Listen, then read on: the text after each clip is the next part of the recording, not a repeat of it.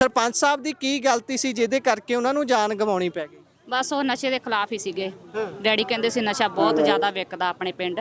Daddy ਕਹਿੰਦੇ ਇਹ ਨਸ਼ਾ ਨਹੀਂ ਵਿਕਣਾ ਚਾਹੀਦਾ, ਇੰਨਾ ਕਿਸੇ ਦੀ ਜਾਨ ਵੀ ਜਾ ਸਕਦੀ ਆ ਜਿੰਨਾ ਨਸ਼ਾ ਵਿਕਦਾ ਆ।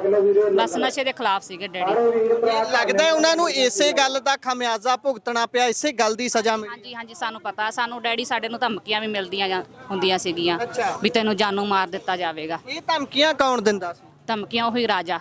ਅੱਛਾ, ਹਾਂਜੀ ਜਿਹੜੇ ਨਸ਼ਾ ਵੇਚਦੇ। ਹਾਂਜੀ, ਜਿਹੜਾ ਨਸ਼ਾ ਵੇਚਦੇ ਆ।